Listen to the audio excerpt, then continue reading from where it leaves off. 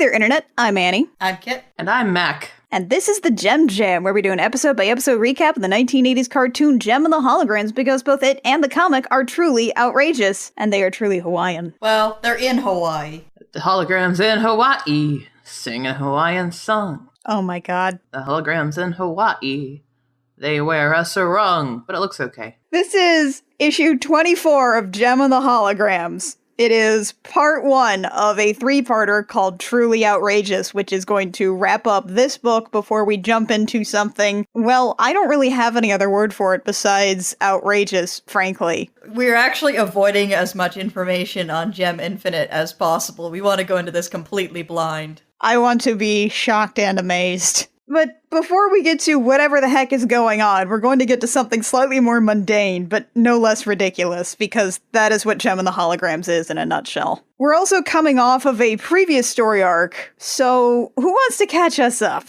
Well, the most recent story arc was all about Riot, so I feel like it should be me. After you. Basically, long story short, the Stingers have hit town, and they are now a rival band.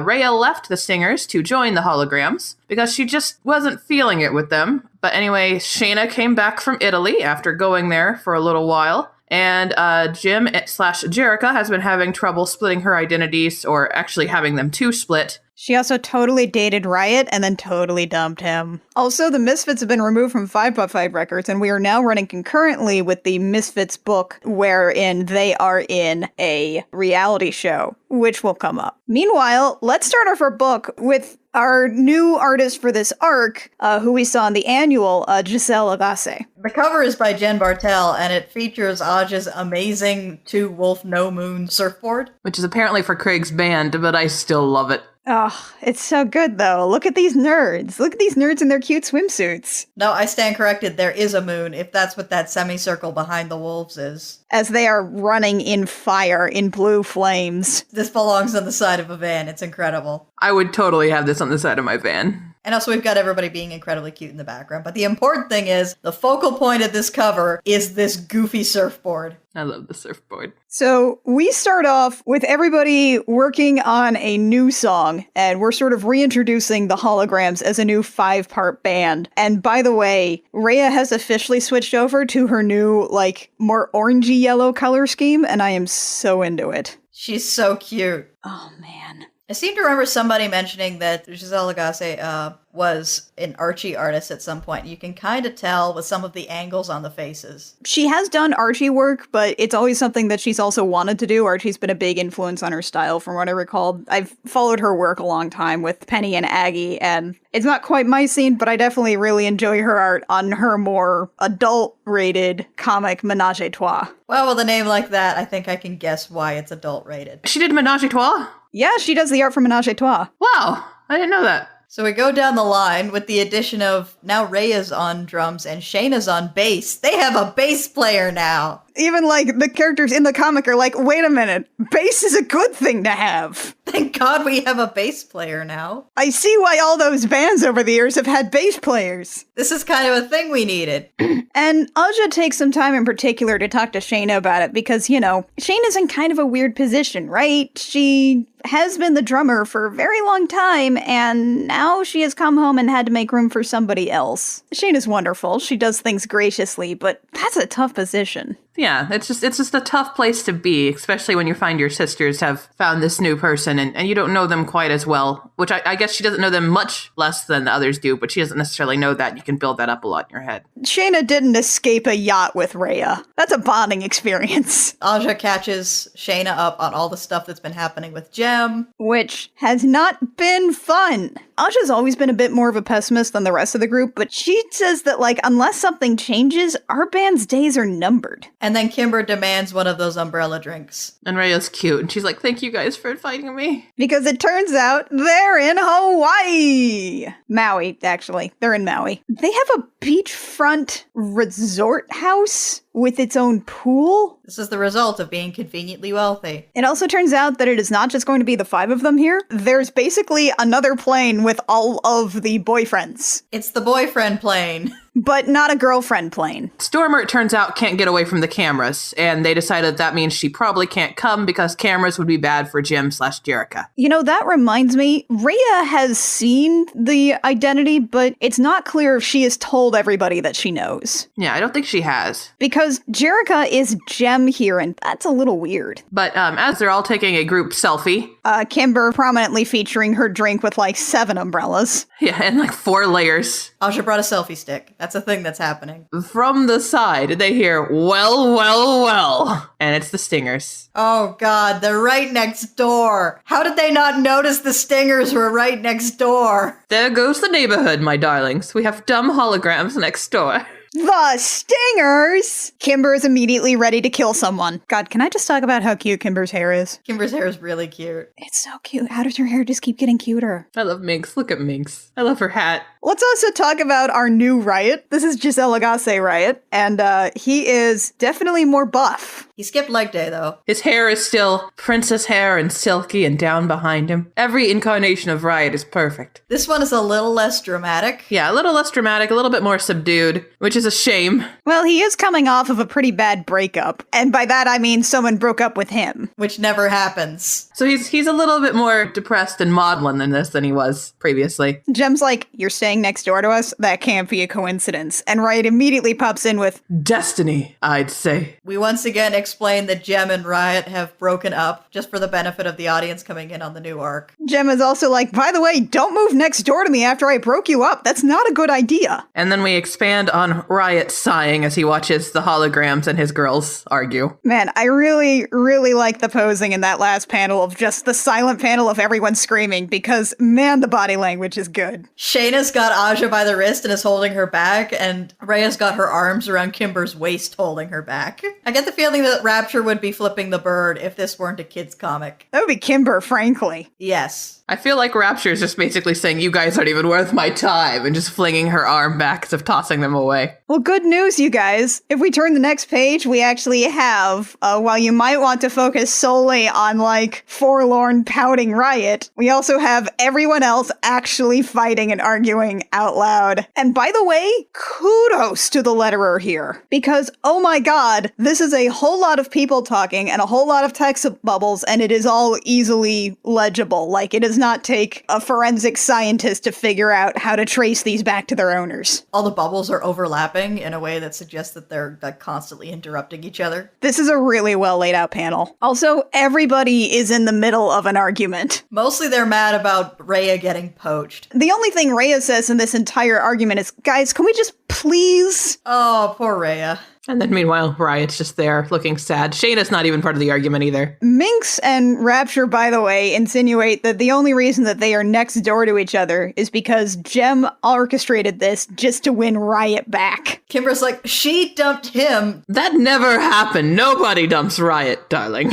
And then they're just reduced to Grawlixes as they just shout at each other. Meanwhile, the doorbell rings. And all the boyfriends show up. Oh my god, the boyfriends posed. The boyfriends are so cute. Jem actually calls that out by saying, how long did you guys have to practice that? We brought a present, something we just found hanging out at the Maui airport. It's Stormer in a Jackie Onassis headscarf. She has her own logo text. There's a little lightning bolt in the O. Oh my god. Oh my god, the boyfriends are so cute. The boyfriend and the girlfriend. Stormer actually, orchestrated this whole event. She was like, I was able to ditch the camera crew yesterday afternoon. I stayed in a hotel in LA last night so they wouldn't be able to follow me. You are the subterfugiest. I am. They're so cute that it actually upsets me. Oh my god, though, you know what upsets me? Tony, look at this sweetie! Look at Craig, too, though. All these cuties! Why do I like Rio so much?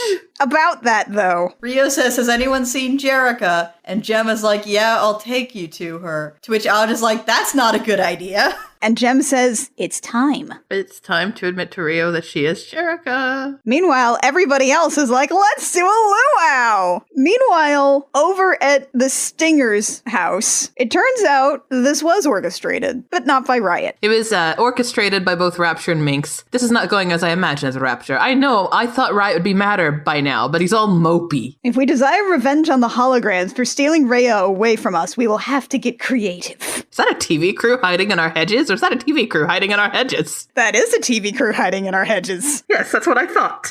And we can actually recognize these characters from some of the producers and TV crew that were introduced in the Misfits book, which is a nice note of continuity. I have to admit, like, I know she's been doing it this whole time, but I just love Minx calling everybody darling. Oh, yeah. It's such a good tick. It is. Oh, hello, my darlings. Because Minx just sort of sticks her head out the kitchen window and is like, oh, hello, TV crew. Terrifying them in the process. They describe Stormer as a rogue reality TV star. How dreadful for you. You should probably get out of our hedges, though. But before you go, TV person, I thought perhaps you would like to know that those holograms are hiding a very big secret. And she also says that Rhea is the weak link. She is your path to discovering this secret. So we all know that this sounds like they're talking about the JEM Jerica secret, and that Rhea would be the weak link because she just found out. But what's the hologram secret? Asks Rapture. And Minx goes, how should I know? But surely there is something. We all have secrets. Let those nosy little television crew people figure it out. I love Minx. That's so good, though. And Rapture goes, yes, I love it. And Minx goes, I know you do. You have excellent taste, like me. I love the Stingers. I love them. Man, we never really got much time to explore, like, the relationship of Minx and Rapture aside from, like, the first 2 episodes of the cartoon of season 3. This has been so good. Oh god, it's so good. They're kind of the over-the-top element I feel like we kind of needed since the Misfits actually, like, ended up being fully dimensional, multifaceted characters. Meanwhile, back at the Holograms house, oh god. Oh no, okay. Jim leads Rio into a room and says, hold on a moment, steps out and becomes Jerica and steps back in. She sits down, and there's a palpable tension in the air, which Rio picks up on and thinks that... I'm so glad you invited me. I wasn't sure you were going to, because I thought you were going to break up with me. Jerica's like,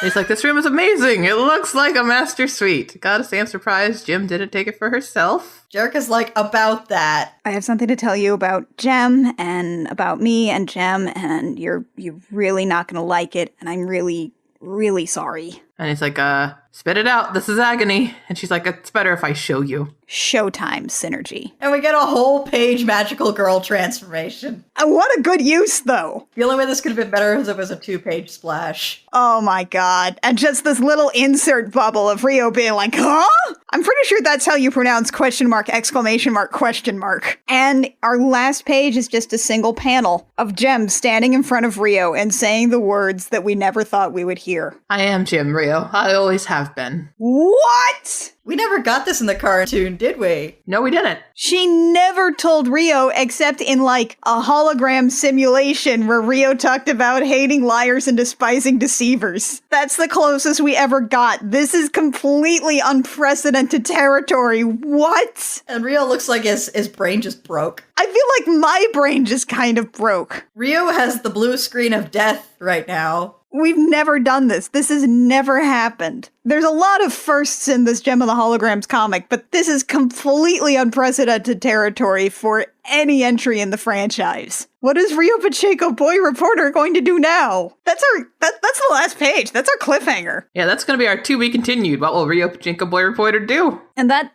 wraps it up for this week. That's the episode. Fun time in Hawaii. It's the holograms in Hawaii. Revealing the truth to Rio. The holograms in Hawaii. He doesn't like it much, probably. It all looks so wrong. It feels so wrong. It feels so wrong. I'm excited. I'm excited for this. I'm so happy. Oh my god, I just can't believe that we're actually going here. I mean, if you know that your book is ending in some way in the next 3 issues, I guess that's a way to do it. Oh my god, this is gonna be good though. It's gonna be so good. I so hope that Rio ends up kicking another potted plant. I hope he kicks over an entire palm tree, like a rooted palm tree. That would be amazing. All right, that's gonna wrap it up for us this week. Join us next time with Gem of the Holograms issue 25 when we will continue these further Hologram fun times. Fun, guys. We're having fun. Fun. The Gem Jam comes out every week on iTunes, SoundCloud, Stitcher, and YouTube. You can find us on Twitter and Tumblr. We are at the Gem Jam just about everywhere except on Twitter, where we are at Gem Jam Cast. If you like what we do and you want to support us, a like, rating, review, subscribe wherever you find our podcast is super great. It helps us get noticed. It helps our metrics. It makes us feel good. If you want to support us financially and give money to us, you can do that on patreon.com/thegemjam. For a couple bucks a month, you can get some nice things and help support some of our other projects like I Will Fight You, which comes out about every 6 weeks. We recently had a good episode on The Mummy. We're going to be talking about Transformers soon. It's going to be a real good time. Until next time, dear listeners, I'm Annie. I'm Kit. I'm Mac. And this has been the Gem Jam, where we remind you, all the birds sing words and the flowers croon in the outrageous room.